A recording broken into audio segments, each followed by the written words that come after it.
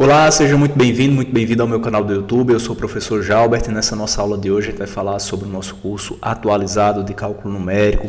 Vai continuar a nossa série de vídeos falando sobre os métodos para resolução de sistemas de equações, tá?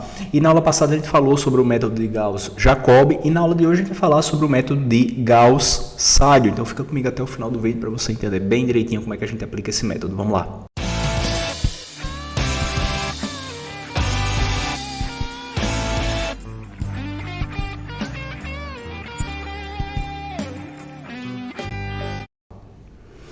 Então vamos lá, método de Gauss-Seidel, tá certo? Esse também é um método iterativo. Professor, o que é um método iterativo? É um método que você repete, é um método que você tem que utilizar diversas e diversas vezes aqueles procedimentos até achar a estimativa, o valor que você está procurando. E ele tem estimativas iniciais, mas a gente vai explicar bem direitinho isso para você quando a gente começar a nossa aula. Mas antes da gente começar, eu queria te pedir para você se inscrever no canal, ativar as notificações, curtir esse vídeo e compartilhar esse vídeo com quem você gosta, porque a gente agradece de coração quando você compartilha esse vídeo com alguém e essa pessoa vem e assiste ao nosso vídeo, porque a gente está impactando outra pessoa positivamente e ela também nos ajuda a crescer aqui no YouTube. Beleza? Então a gente agradece de coração isso. Então vamos lá, método de Gauss-Seidel. Se você ainda não assistiu às aulas anteriores, é importante que você assista. Por quê? Porque como a gente mostra um curso aqui, e ele é passo a passo, muitas vezes a aula atual ela depende de algum conteúdo que a gente mostrou nas aulas anteriores. Então assiste também às aulas anteriores, tá? E o exemplo que a gente vai estar resolvendo é o mesmo das aulas passadas, o mesmo do método de Gauss-Jacobi, tá? De novo, a gente vai estar trabalhando com os elementos da diagonal principal. O que é que você vai fazer? Você vai isolar esse valor de x, esse valor de y e esse valor de z. E o método de Gauss-Seidel nada mais é do que um método de resolução de sistemas lineares e é um método iterativo, tá legal? E ele também possui estimativas iniciais. E aqui você tem x0, y0 e z0, x0 valendo 0,5, y0 valendo menos 1 e z0 valendo 0,5. E nessa aula você vai entender bem direitinho qual é a diferença principal entre o método de Gauss-Seidel e Gauss-Jacobi, tá? Então como é que eu utilizo o método? Primeiro eu vou isolar os valores de x, y e z aqui na minha diagonal principal. Quando você isola, você vai ter para x 1/10 de 7 menos 2y menos z. Para y, você vai ter 1/5 de menos 8 menos x menos z.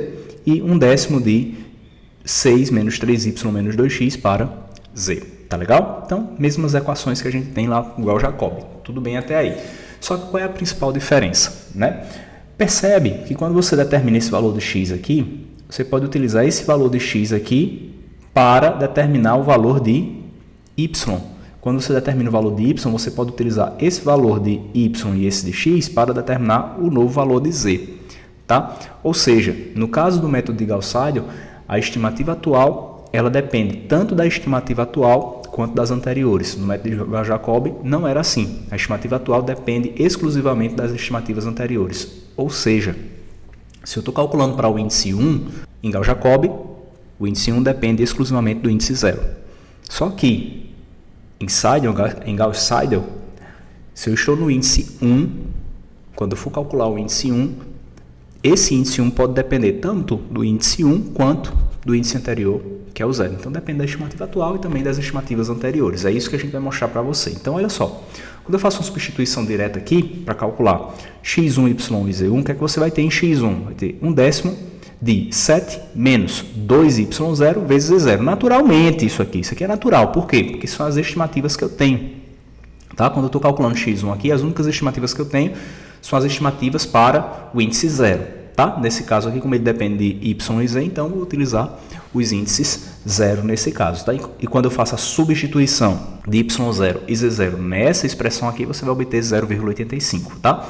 Uma vez que você tem, né, y0 e z0 aqui, você faz a substituição direta. Já falamos em aulas anteriores como é que você faz essa substituição bem direitinho.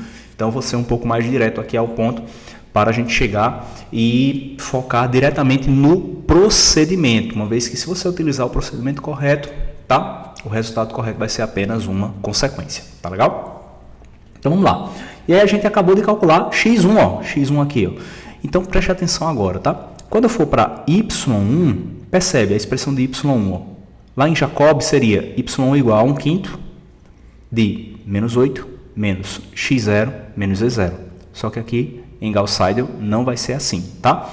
Como você já calculou x1, você tem uma estimativa atual de x1 aqui, ó, e aqui você depende de x, então você já pode utilizar o próprio valor de x1 que você acabou de determinar, tá? Como você ainda não calculou o valor atual de z, então você continua com a estimativa anterior, que é z0, tá? Então, você faz essa substituiçãozinha aqui. Então, y1 depende da estimativa atual e também da estimativa anterior.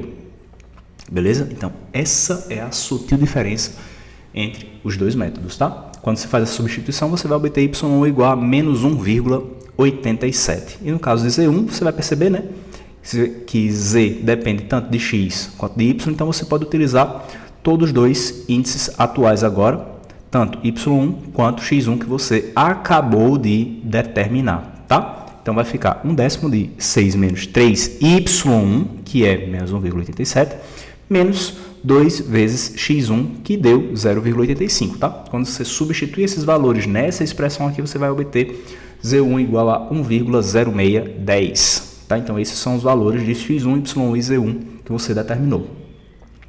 E aí, agora é método iterativo. Você repete esse processo. Já fez para o índice 1, agora você vai fazer para o índice 2. E percebe, né? A tua primeira expressão aqui, no caso de x, ela vai ter sempre dependente aqui dos índices anteriores, tá? Do índice anterior, na verdade. O x2 vai depender do índice 1 nesse caso, só que o y já vai depender do índice atual de x, mas do y anterior de z. E quando você for calcular o z, como você já calculou o índice atual de y e de x, você utiliza esses dois, tá? Então isso se repete como padrão.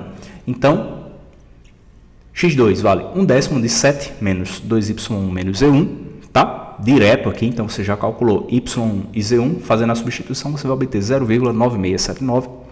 O y2 vai depender agora, ó, do x2 que você acabou de calcular, mas vai depender ainda do z1, tá?